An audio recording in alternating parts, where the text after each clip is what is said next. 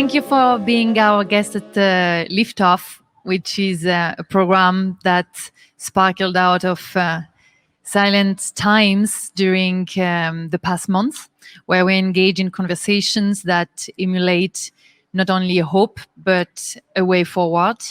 And we were very looking forward to have you, Bayo Akomolafe, on our series. You are a poet, a philosopher, a psychologist, a professor, and also passionate about the preposterous. What does that mean? I'm passionate about stuff that we don't usually think about most of the time. The things that have been excluded from conversations, the things that are not said, or the things that are not sayable.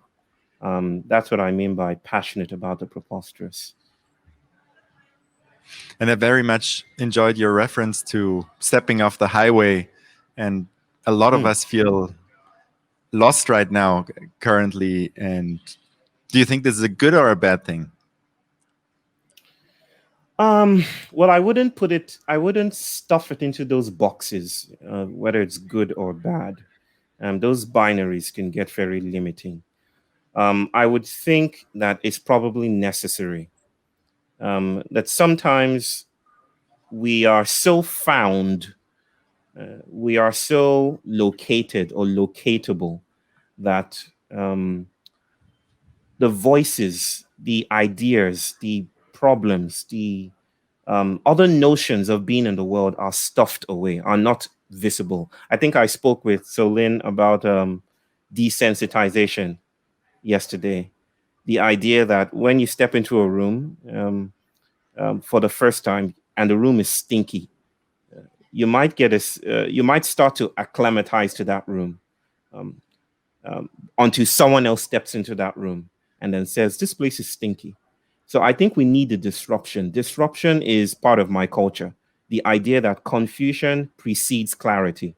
That sometimes you need confusion to break you open to other ways of being in the world. So getting lost is actually a very good thing for me. Not to take back my previous comments about being stuffed in good or bad boxes, but I think getting lost is necessary at this time because modern civilization is stuffed and stuck in familiar trajectories and algorithms.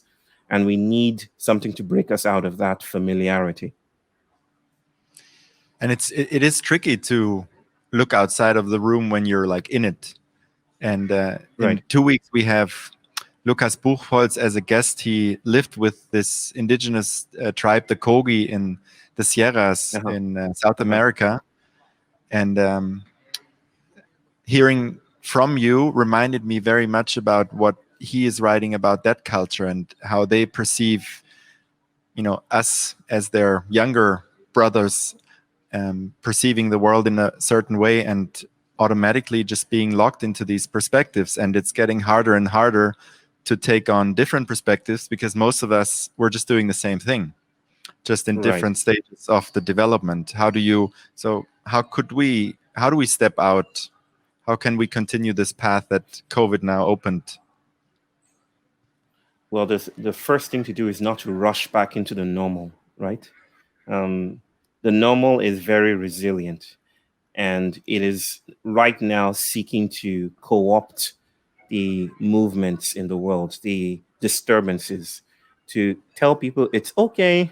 You can get back to the ways that you've thought about things. You can get back to the ways you've conceived work, the economy, education. You can get back to the normal. The first thing to do is to not let the pandemic get in the way of the crisis. And by the crisis, I mean the crossroads that are opening up. The other things that the data points that are streaming through, the ways we're feeling about the world, the ways we're feeling about work. I had a colleague call me from UNESCO. I do some work with them. And he told me in Paris, and he told me that he was just thinking, why did we have to drive all the way to work? All these months, for 3 months now, we've been doing very good work from our houses. You see, some things now become possible and visible, which were invisible previously. And I think that is an opportunity for experimentation, for inquiry, for staying together, for calling new questions into being. But it's not unilaterally going to be done by us, by humans. You know, it's not singularly our task to do. It is the work of the non-human. It's the work of shifting furniture around us. It's the work of ancestor. It's the work of many things coming together to say, slow down in times of urgency.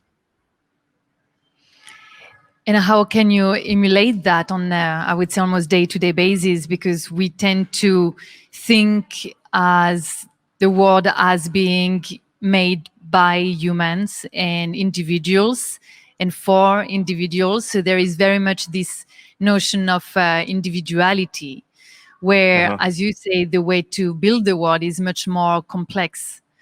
How can you bridge that gap and bring that different perspective into conversations and into the way of looking at the situation? The conceit of modernity is that we're alone.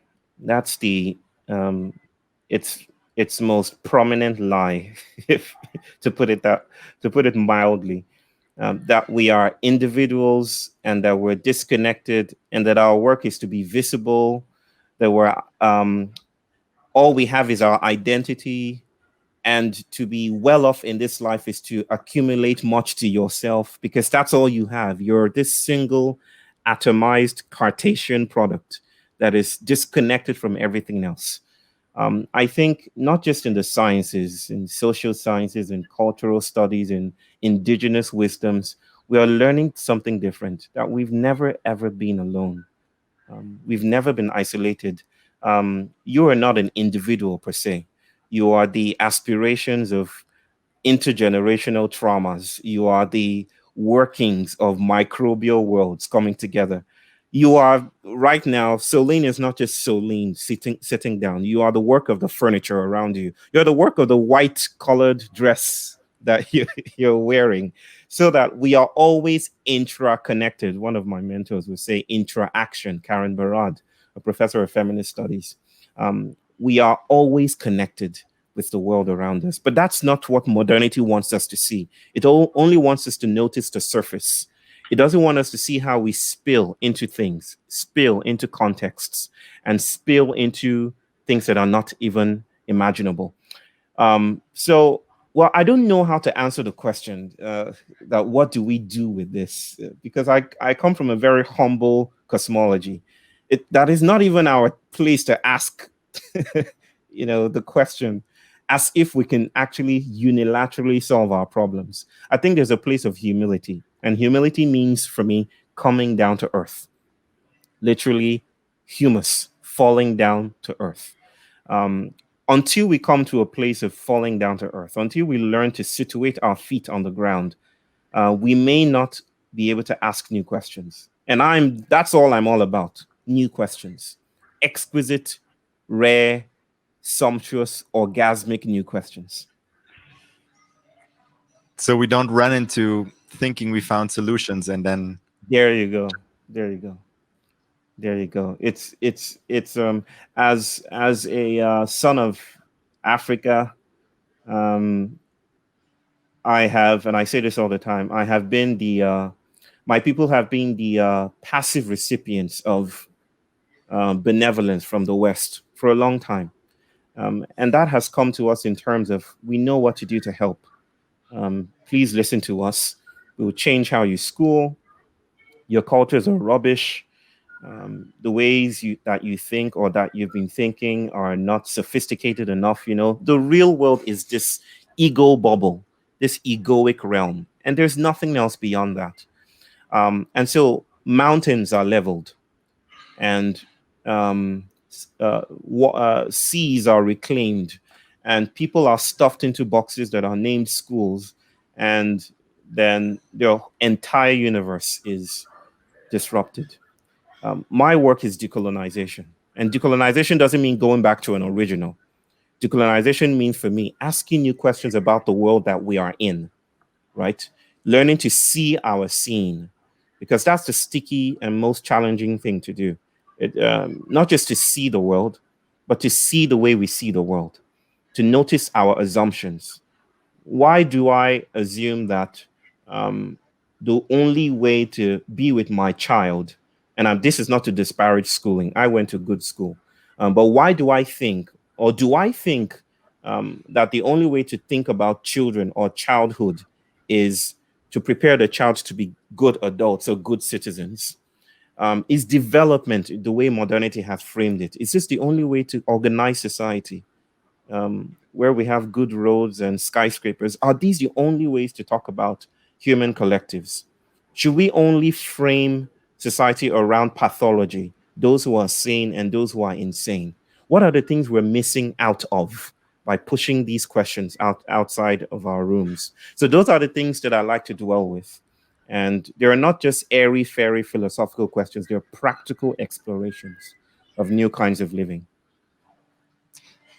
And do you think that anything can be lost forever? Or do you think everything that we have learned from the animist worldviews to the indigenous do you think everything is still there at some place and we can pick it up? Or what level of urgency? Are you afraid that some things that you're envisioning, is it possible to lose something? Or is it just a question of rediscovering? I think loss is possible, but even loss is always partial. That in an entangled universe, nothing is entire or absolute or complete. So that I don't even think loss is complete in a final sense. That maybe the dodo is lost, evolutionarily speaking, right? Maybe we'll never see the dodo. Maybe we'll never see a dinosaur again. But in some senses, the dinosaur still exists, right? At least according to one theory. The dinosaur is supplying our cars with fuel right now. And it's supplying our cinema with images of uproar and Dwayne Rock Johnson and all that. So it's nothing is lost in a final sense, I believe. At the same time, I feel that I think it was James Hillman, who was the founder of archetypal psychology, that said that the gods, from Baldur to Thor to Eshu to Pan to Bacchus, modernity says they've all left. These animist worldviews have no currency, but they are actually lingering around us in the ways we think, in the ways we feel. When we feel depression, maybe that might be the call of Eshu. So I'm a clinical psychologist by training, and I started to learn as I started to decolonize, enter this decolonial journey. I started to learn that the things that I had been taught to name as schizophrenia or bipolar disorder might be thought of as a spiritual awakening, as something else that scientific empirical reasoning might not be able to name. All right. So the things that the West taught me to think of as this is auditory hallucination is what a healer, a Yoruba priest in Nigeria, invited me to see as, what if it's your mother and your father or your ancestors trying to speak to you?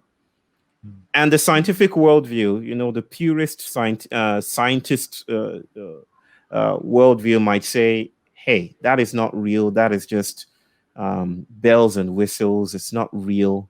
The things that are real are things that we can hold. But we don't know that because we dream, we feel, we love, we grieve. And these things are not nameable or capturable by the empirical world that we supposedly live in. Yeah, which comes to this, I would say, unfortunate trajectory that we are heading, which tends to be over specialization of knowledge. While what we found very impressive with you is that it seems that you have a vast array of experiences and disciplines that inform your view on the world and on our relationships and on the earth. How can we change, or like what role plays education, for instance, or what roles play society in bridging the gap into this over specialization of knowledge? When you speak about a specialization of knowledge, are you speaking about disciplines in the ways that the academic world frames disciplines? And are you asking how can we branch into those disciplines? How can we find our way into those disciplines? How can we bridge the gaps between, because ultimately the question that we have do not find answers in one specific field. Is it science, or is it Yeah. spirituality? Is it Yeah. agriculture, or is it biology?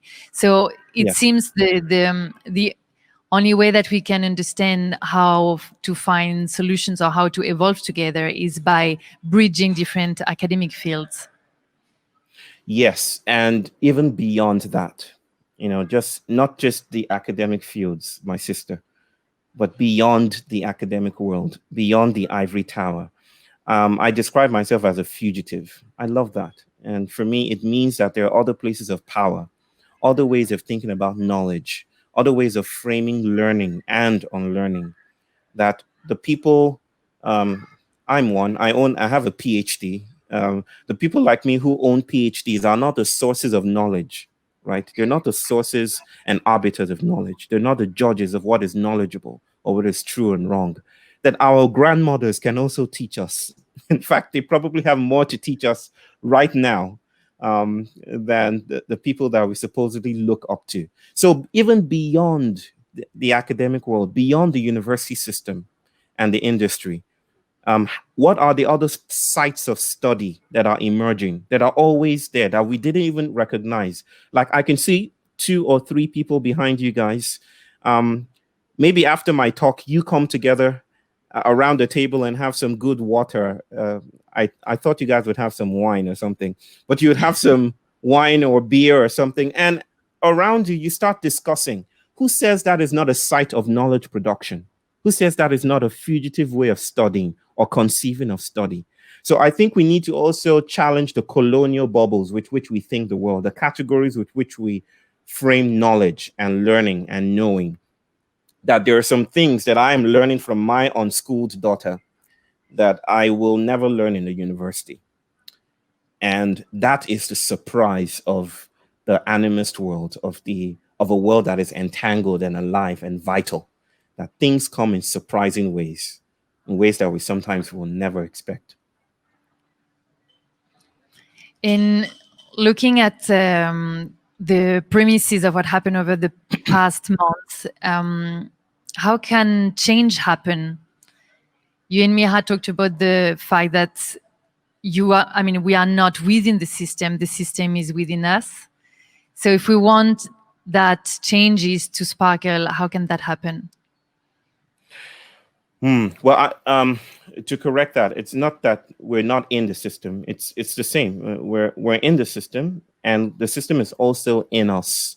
I think it was Michel Foucault who called it biopower.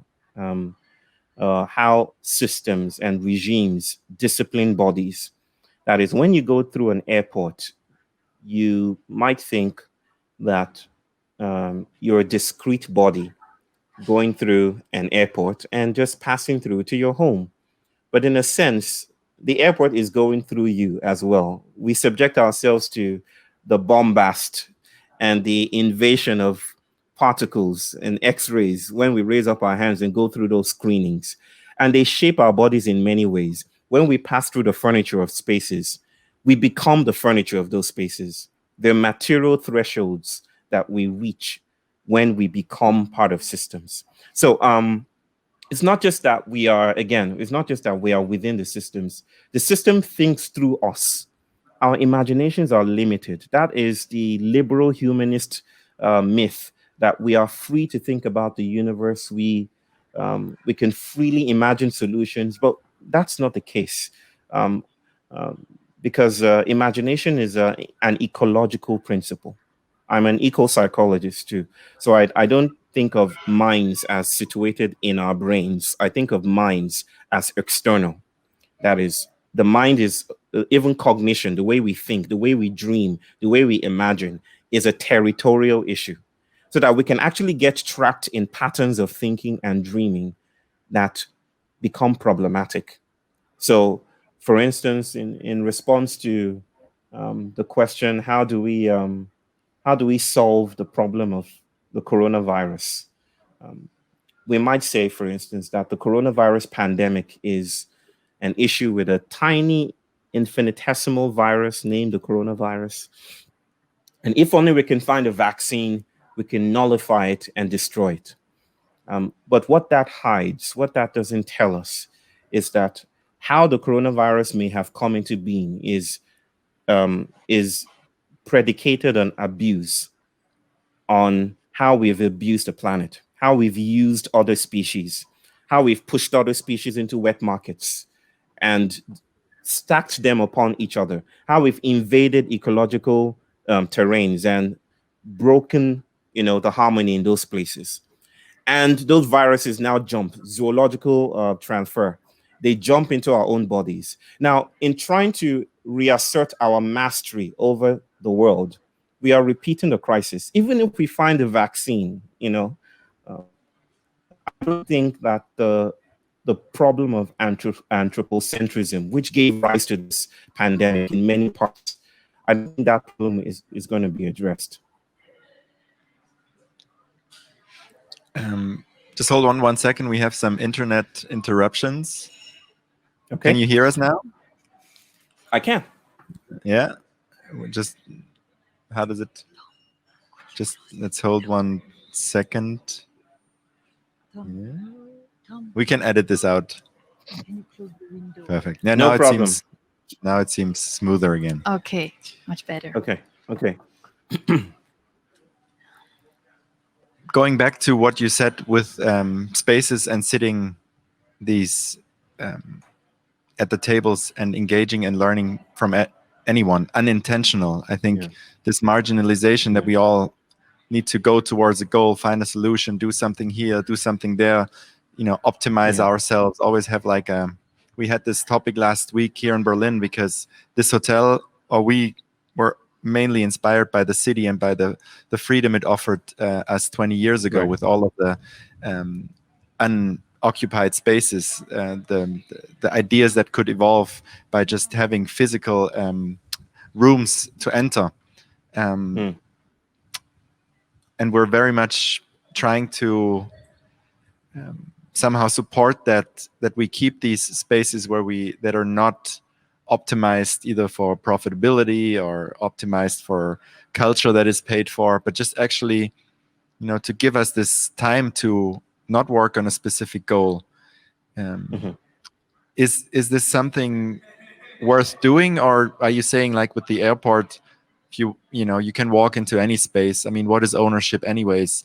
What do you think is important for a group of people that runs a space as ours in a city that still, in our perspective, has quite unique opportunities?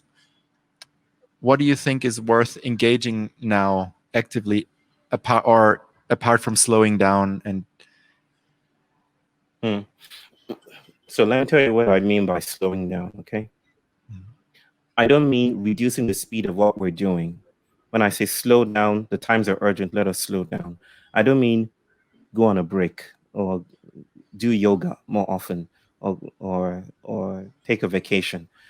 I mean that the things that we usually don't say and are left out of the room are probably the things we should be paying attention to. And let me be more specific here. For instance, I'm a psychologist, but I don't think that not a practicing psychologist. I'm a recovering psychologist. But I don't think modernity really has room for people to grieve.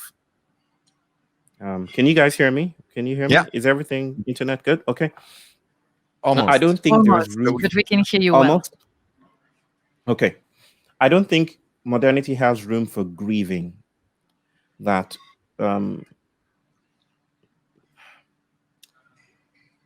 space for sadness that is not rushed back into productivity.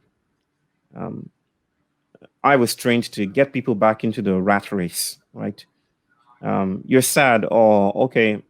Let's treat you. Let's get you back and get you back out there, put you back together, and be productive again. Get back into society. The things we run away from are the things that are really interesting to me. So let me ask you, brother, what is showing up for you personally?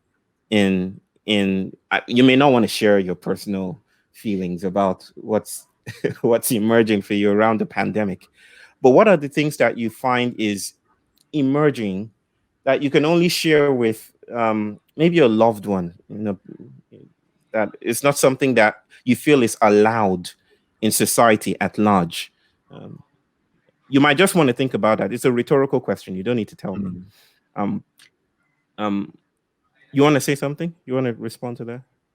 I'll think a little bit, but maybe you continue. Okay. Yeah, I think on that, Bayo, like what you mentioned is like this notion of making sanctuary. Can you tell us more about that? So it's still with this same idea that the things that we don't usually talk about, the things that are not that we don't usually talk about them, they're not sayable, they're not intelligible.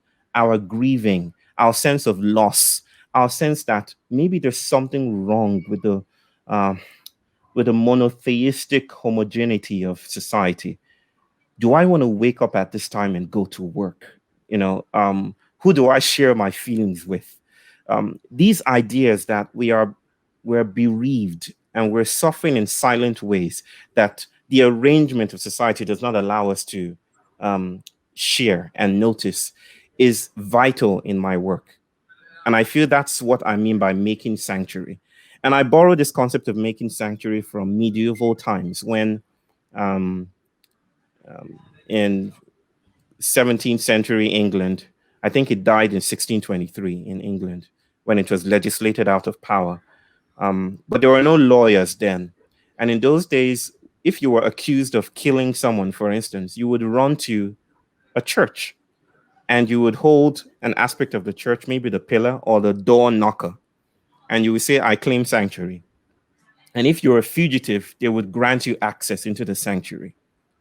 And in that space of sanctuary, you are not allowed to be molested. You're not allowed to be accused. You're not allowed to be tampered with.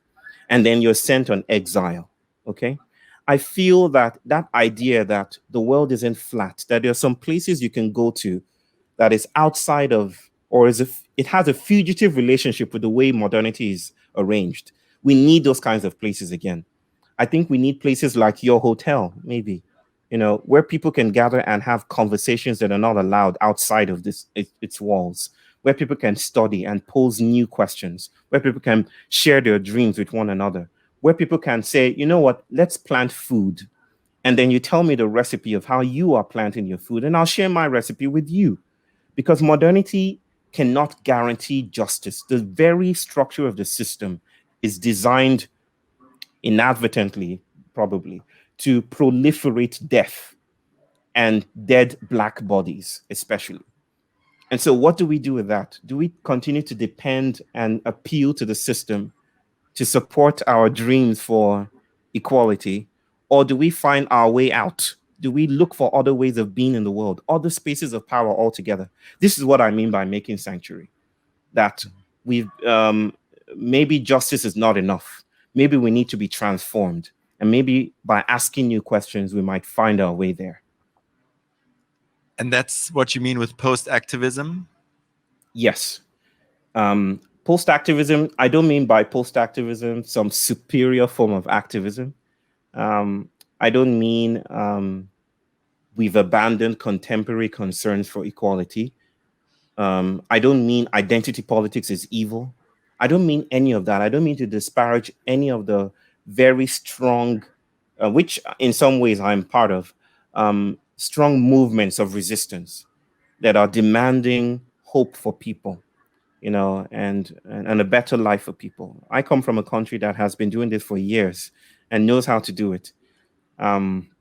What I mean by post-activism is that if we consider that the way we think about the problem is often part of the problem, what do we do? If we actually find that, we repeat in the name of innovation and new developments and great activism, we often repeat the same dynamics we're trying to escape from. James Hillman, the psychologist I just spoke about, would put it this way, that the client's solution to his symptoms is part of the symptoms of the problem that the client is facing. So our solution to climate change, for instance, is very techno-bureaucratic. It's based on removing in some very technocentric way, carbon emissions and all of that. And all those things are good. But in a world that you situate yourself as the center of, if you continue to situate yourself as the center of the universe, and I'm talking about humans, if we continue to see ourselves as masters over the universe, then whether we remove CO2 from the atmosphere or not, we will continue to poison our world. We will continue to not listen to it. So post-activism is an invitation to listen to the ways we have approached our problems. It's to touch the materiality of problems and solutions, and maybe to ask new questions. Maybe the way that we feel is the right way to go is probably not the appropriate way to go anymore. Yeah, one thing a new thing that comes up for me now very often, to not be instrumentalized myself or with, in some way, everything is so interconnected, and whatever our actions are, you don't want to contribute to the problem. And there are definitely, interests surround groups. And what can we do as groups of individuals that, don't have much money, don't have much power, to not, like, what's a starting place what's the best starting place for a group of people? I think the first place, I do this with a healthy dose of hesitation. When I say the first place to start out, I don't like to be formulaic like that. But to answer your question and to just play with the spirit of that, maybe the first place is to first recognize, is the recognition that is the entry point into post-activism. The recognition that the very effort to solve our problems is reinforcing the problem. First, recognizing that is the first step into post-activism. And then find a way to decorate the desire, to acknowledge, to embody, to materialize the desire of going beyond the ways that we've done things before. How did Einstein put it again? If you think of, what did Einstein say? I forget the exact phrasing. He's attributed something about if you solve a problem with the same thinking that created a problem, then you're mad or something like that. Yeah, that idea. And that is the space of recognition. And then we enter into the space of appreciation, where we appreciate and just name the desire. We name our yearning. We collectively name it. And this could be a form of ceremony or inquiry. In fact, in my work now, I'm framing it as a space of collective research methodologies. That is, how can people come together to ask new questions, to notice their stickiness in modern repetitiveness, and then to do something about that? How can they come together and actually make their yearning for new kinds of worlds a kind of ceremonial inquiry or research that is not supposed to be stable, some kind of UNESCO thing that is standardized and can be spread out the universe? No, but is a living document, a living invitation into appreciating that we are never alone and that the world exceeds our ability to respond to it. And then third, I would say that we need to map the trauma. That is, our work is a cartographical project, all of us collectively. I think white supremacy, white normativity is not working for any of us. It's not working for the West. It's not working for Europe. It's not working for America. It's not working for Africa, that is trying its darndest to try to catch up with the West. It's not just the subject and the story of climate change. It's a story of how we treat ourselves. It's a story of how we treat other species. It's a story of how we treat our children, how we how we outsource our children to institutions, how we've forgotten how to play, right? I think white supremacy is this web that covers the world and diminishes the wilds, diminishes the contributions of others around us, and says, focus on the surface. There's nothing else to be concerned about. we need to map the trauma. We're living in really traumatic times. We are the products of traumatic endings and traumatic beginnings. We're the products of excavatory capitalism. We're the products of denials and destruction and ecocide. And until we acknowledge that, we will repeat the same things. We will think we've found a solution. We might perform some kind of spiritual bypass. We might say that we found a way by retreating inwards, we can solve all our problems, but we will only, until we meet the pain, until we stay with the trouble and stay with the pain, we will keep repeating our problems. And do you have a sense of that this is peaking right now? What over the past 50 or 100 years, what has gotten worse and what has gotten, like, at what point are we right now? Or is that not relevant? I think it's relevant. I think, well, I don't want to employ the terms late stage capitalism and all that. No one exactly knows what that is. There are many viewpoints. The jury is still out on what late stage capitalism is. But the slow and steady march of nation statism, the slow and steady consolidation of power in industries, in giant corporations, the slow and steady conversion of the commons into fiat currencies, the slow and steady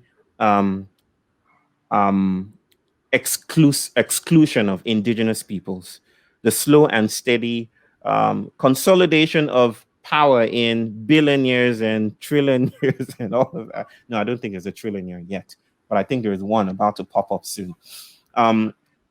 This feels like the world is now congealed into this crystalline shape, into this crystal structure, and which is the reason why I feel a sense of gratitude. It might seem a tragic thing to say in the face of the lives that have been lost, and I do not lose sight of that or take it lightly. But in many senses, brother and sister, and all my brothers and sisters listening, I feel that this pandemic was like a catalyst that broke open the machine and allowed us, even if for a very little moment, to see ourselves again. And that is where we do most of the work, the creative work that I feel we're called to do at this time, not to defeat history, not to wipe out all the sorrows, not to patch things up back like America is trying to do, or like modern nation states are trying to do right now, but to stay with the trouble. And I don't know, I speak poetically a lot, because some things are not yet able to be actualized, or they don't have a language yet. They're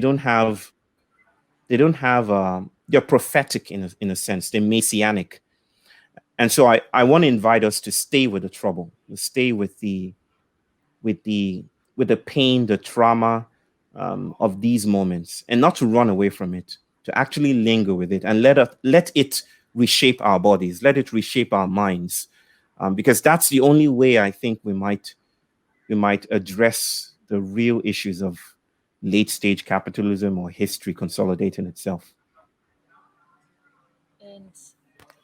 And what is your canvas to do that? You've been developing the Emergence network. You also have this writing course, We Will Dance with Mountains. Is that your canvas, the sort of formula to convene these conversations? I will never arrive at a formula. I will never arrive. I will never. If I come up with a formula, then I probably am dead. The idea that I can affix a formula and impose it, all I can name it is an example. I think the world is too promiscuous to abide faithful to any algorithm. I think the world strays. The world is so complex, so entangled, that if you think you found a solution, an answer, an ideology, a metaphysical structure that answers all its questions without noticing the specificity of lives and bodies where they are, I think you've run into the same problem of empire and imperialism and colonization. So I don't want to repeat colonization by coming up with a formula. What I'm doing with the Emergence Network, and I have to say it's not me, Yes, I instigated it and founded it. No, I have to take back. I didn't found it. I didn't found it. I I called it into being, and it has grown into a community, a family of people who find that their work may not be supported, in the NGO world, and are doing different kinds of activisms that are crazy and bizarre and queer and strange, but I think are desperately needed. My course is not singularly a writing course. My course is a course that is built to ask questions like we're asking today. Um, like, what does it mean to work again? What does it mean to educate our children? Um, what if we're entangled with the things that we're trying to leave behind? What is modernity actually doing to us? What is social networks and Facebook? How does it shape the ways we see the world? The way we formulate problems and formulate solutions to those problems. So my work, and again, I hesitate to even call it my work, but I feel my calling is to open up trickster spaces. The trickster is a very strong archetype in my culture. Is to open up spaces where the trickster can walk on each and every one of us and help us do something different, do something magical. Plant food where you don't expect food to grow, something like that. I don't know how to name or exemplify each idea of it. Tell us more about the trickster. Oh, I knew you would ask that question. uh, the Well, the trickster is this. The trickster escapes description, right? The trickster is a fugitive to final analysis. Like, the trickster is so uncomfortable in his or her own skin that even gender norms and identity doesn't fit the trickster. Where I come from, there's the most prominent trickster is called Eshu. And Eshu traveled with the slaves across the Atlantic during the Middle Passage and the transatlantic slave trade, and is everywhere in Brazil, in Cuba, in America, in the Caribbean. Eshu is this androgynous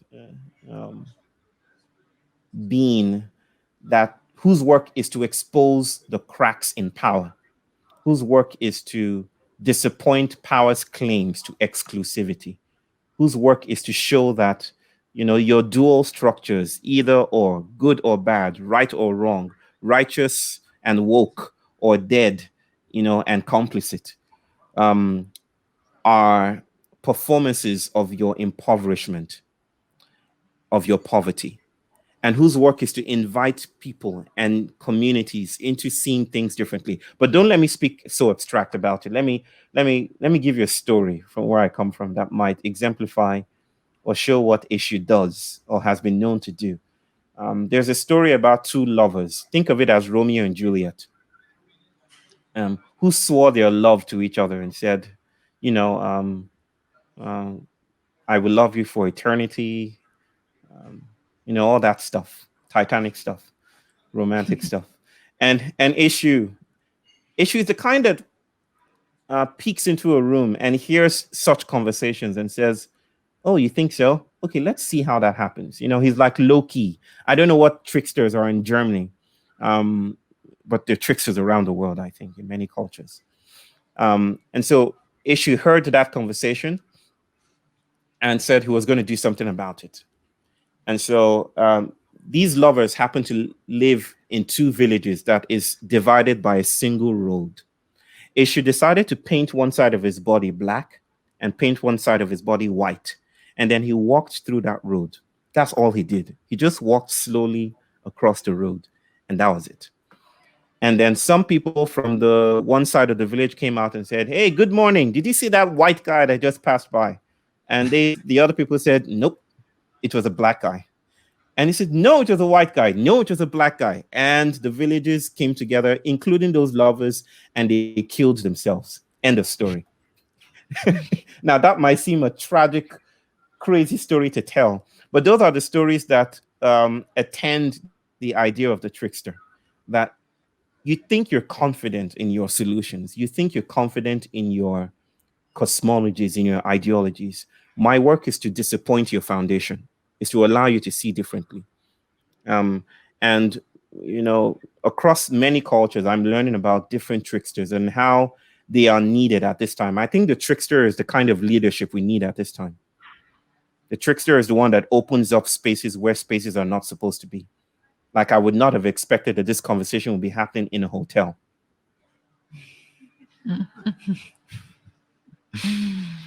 Surprise. And so what are we being called to do now, all of us in Berlin, you in Chennai? What are we being called to do? I don't know. I really don't know. I don't know what Berlin is called to do. I think you have to listen to Berlin. But that would mean you hack the way you behave with Berlin. If Berlin is, if the world is alive, if the world is entangled, if the world is full of,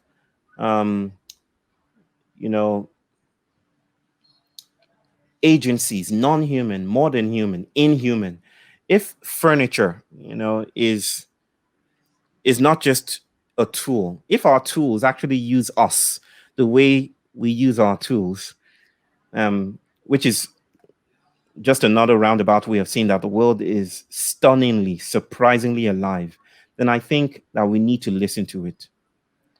And that would mean hacking the parameters, doing things that are weird, hacking the parameters with which we have governed and disciplined the way we behave within contexts like these. It would mean perhaps what we are doing, what I am doing. And, I left the university, not entirely. I still teach in universities around the world. But I left that. I'm a fugitive within universities. You see, I have the freedom to steal in and steal away. I'm not bound by grades and all of that and desks. But my wife and I, my wife is Indian. We came to India to live a small life, to do something that even my culture doesn't expect me to do. My culture is now, because cultures are never still, right? They are snapshots. When we speak about Yoruba culture or German culture, if I can speak about a German culture, they're always snapshots in time because cultures are dynamic, right, and complex. My culture would not expect me not to send my child to school. But we decided, in the kind of world that we envisage, what if we decided to listen to our daughter, to do research with her instead, to treat her as a philosopher, not as a person who is waiting to become a philosopher? What if we listen to our children so deeply that we actually shaped our worlds around them? We have stories around us that tell us how to do it. The Emperor's Clothes is a beautiful story that says how children are the ones that break through our patterns of visibility and tell us the emperor has no clothes after all. So what if we actually listen to them? What if we actually paid attention to them? That is what I'm doing. I'm listening to my child. I'm learning to not treat my child as an equal. That's a modern concept. But without throwing away my responsibilities and the dynamics that comes with being a father and being a daughter and a mother and a daughter, we are learning to be vulnerable with the idea of our childhood and childhood development. We're learning to ask new questions. I'm learning to shush when my child says, I think we should be silent now. And she raises her 6-year-old finger and says, no talking. Let's just keep quiet and listen. I think the world speaks to us through the things that we've pathologized, that we've named schizophrenia, failure, poverty, the slum, undevelopment or lack of development. All those things that modernity has told us not to give attention to are the places that we should go. So I will pose the question back to you guys. What is Berlin inviting you to? Where are the places that you're not allowed to go? Where are the places that that people say, nah, it's too smelly, don't go there? Those are the places I feel that that have the treasures that might inform new questions, that might help us be resilient in a world that is breaking apart. Modernity will not last. Well, I cannot say that. Um, I have no prophetic insights into what might happen in the future.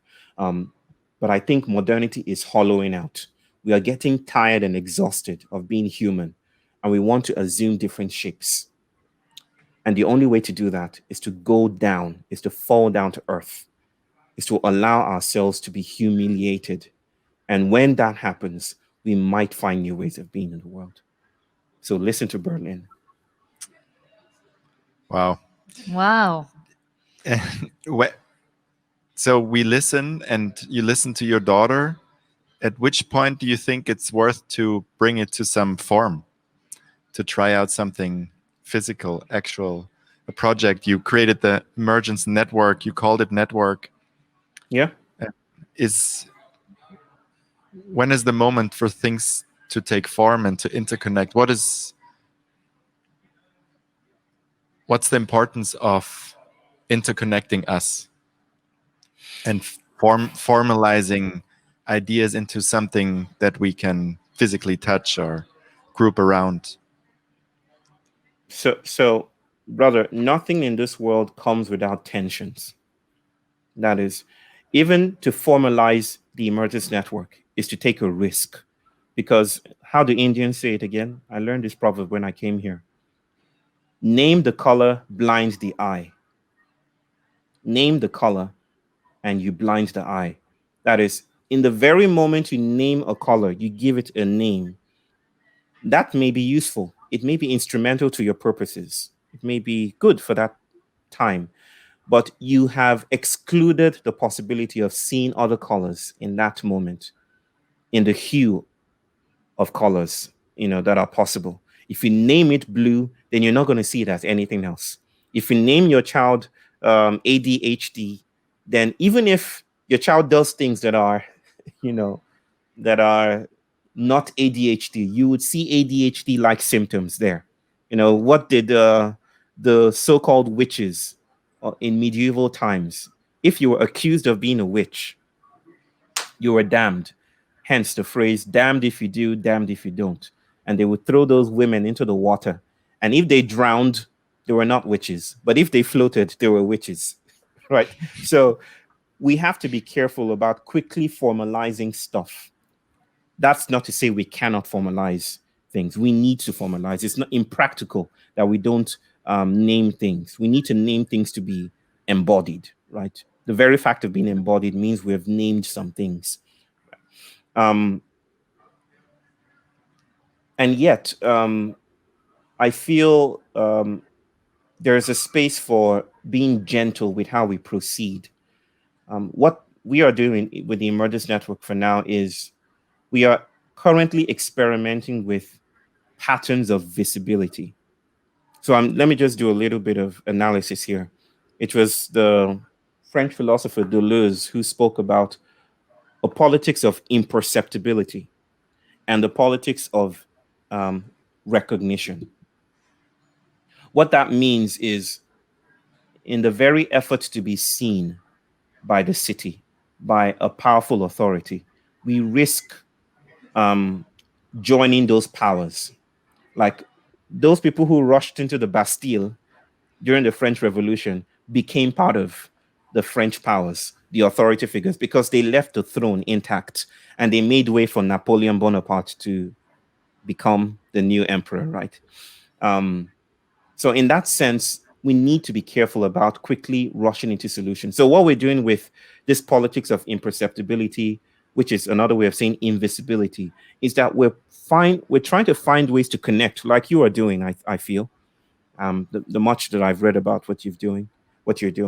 We're trying to find ways to connect lives and experiments in a learning network and an unlearning network where people can ask and inquire together and form strategies for meeting the world as if it's an alien place.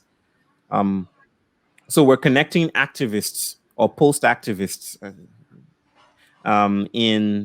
in Mexico, in the United States, in South Africa, in India, who are coming together. We just had a Wilds Beyond Climate Justice Summit where 1,500 people came from 56 countries, I think.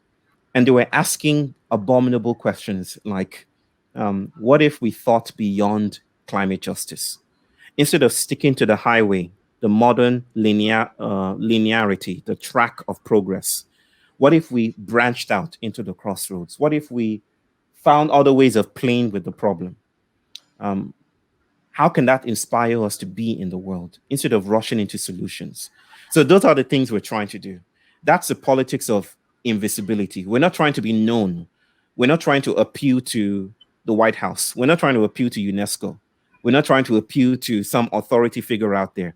We're practicing with other places of power on the ground, where Fela, I don't know if you guys know Fela, who was the founder of Afrobeats, where Fela would call underground spiritual games. That's what we're trying to play here, underground spiritual games. And in doing that, maybe we might happen upon new ways of being. Let me tell you guys something very briefly. Around the world, I think there are hundreds of experiments that are trying to navigate the problem of vaccination for the COVID-19 phenomenon. Somewhere in India, I learned that some women built an altar. I think in Goa, they built an altar, or Kerala, and they built an altar to the goddess Corona. They named the coronavirus a goddess, and they built an altar where they put biscuits and sweets and chocolate to respond to that moment. Many scientists or many people might say that is rubbish. How does that solve anything? But maybe solutions, maybe there are no solutions in an entangled world. Maybe the invitation here is, what are the other vibrant, celebratory patterns of responsivity and responsibility that we can co-enact with each other that isn't dependent on the mainstream power structures? Instead of mainstream, can we think about many streams? Instead of the highway, can we think about the crossroads? Can we think about the fugitive instead of the plantation? So these are the questions that we're asking, brother, that get me passionate.